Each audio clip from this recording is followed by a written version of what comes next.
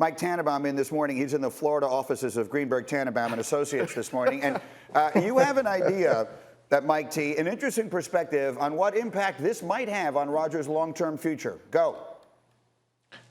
Greedy, this is an opportunity. If I'm Brian Gutekunst on Saturday as the GM of the Packers, I'm saying to Aaron, hey, look, we got you. We're going to handle all this noise, COVID protocols, the league. We have all that. Just go play great.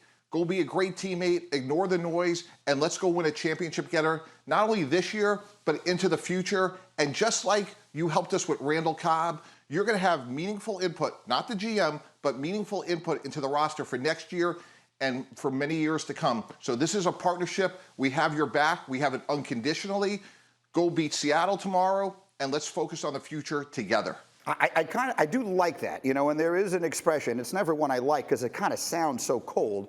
But in every crisis, there is opportunity. And I do think anyone who's ever been in the middle of any kind of firestorm, whatever it might be, all of us in our own lives can have them, whether they are this kind of public or not. You remember the people who were in your corner, and that stuff makes a difference. And so I do think that there is an opportunity here, as Mike just said, for the Packers to not only mend whatever remains in that relationship with Rodgers, but maybe create it anew. It seemed like that relationship was headed in a good direction, too, before all this happened. So it might be the case. However, Aaron Rodgers seems to be becoming more and more unpredictable. So I'm not sure that I would bank on that. But I do think that they need to focus on this year. Winning a Super Bowl is hard. They have a team that can win a Super Bowl. So I like the pitch that Mike's trying to make, but don't worry about the pitch. Just make sure he shows up and you win now, because who knows what you're going to have with Aaron Rodgers next year. But Domonique, this is the team that always worries about next year, right? That's the criticism we always have of them. Domonique, exactly, and this is not a good position. So how about you try to do something different? Like, to me, you don't want to have any more conversations with Aaron Rodgers, and you also want Aaron Rodgers to stop having conversations with other people. Aaron Rodgers is, to me, he feels like the really attractive person that you go on a date with, and then they open their mouth and they say something stupid, and you're like, you just got less attractive. Aaron Rodgers' sexiness is when he throws the ball. So stop saying foolishness and go out there and throw the ball and look hot. Yeah, but when he throws it, he's so sexy. Man, I mean, no one has ever been. Exactly. Go ahead, Tannenbaum. Yeah, to Nick's point, the irony here is when we traded for Brett Favre going back over 10 years ago, they knew what they had in Aaron Rodgers. You could hear it in their voice. They were highly convicted. Thanks, Brett.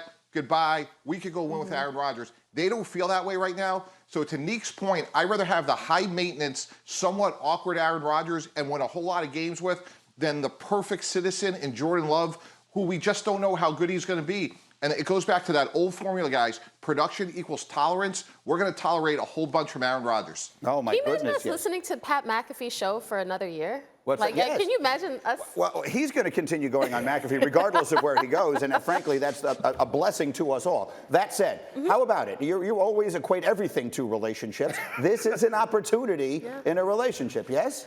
Yes, it is, but I feel like, to me, them signing Randall Cobb, them allowing him to do his little, podium presser with the airing of grievances, I feel like at this point, have the Packers not said, we love you, we're sorry, damn it, okay. No, but all kidding aside, this is a different circumstance. Aaron Rodgers has been criticized in a way that goes well beyond sports and from people that go well outside of sports. He has been at the center of a national debate over vaccination and has been just obliterated in many corners. If they have his back in this situation, I do believe it is an opportunity to change the direction of their relationship. It's an opportunity, but if other suitors are out there, I mean, business is business. You know what I mean? So if another team says, hey, we want you, we're willing to give up this, or we're willing to give you this, then... What do you think, Ninko?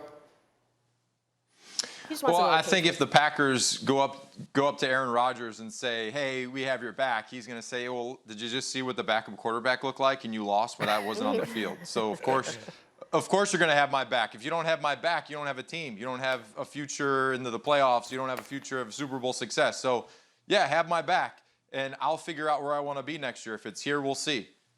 I mean, I think, to defend your point a little bit, Greeny, I do think that when you're in something like that, perception that you have is different than the perception that everyone else has. So Aaron Rodgers legitimately feels like he's under attack. And he does feel assaulted. I think he's overplaying it a little bit, but I'm not in it. I don't know what it feels like. And when you feel like you're in that situation, the people who are there, that's what relationships are built on. My closest friends are my closest friends because when the bleep was going down, Yeah. they had my back. And so whether it's true or not, I think it's possible that Aaron Rodgers could feel in this moment like he was left out to dry by everyone but Brian Gutekunst. Brian. But the problem is Aaron Rodgers is hard to predict because he could also come out of this just like, man, they really need me. It could go either way. I like Tannenbaum's point. I'm staying with it. All right, Mike, go check on the associates, and we'll see you a little bit later. Mike Tannenbaum. Thank you for watching ESPN on YouTube. For live streaming sports and premium content, subscribe to ESPN+.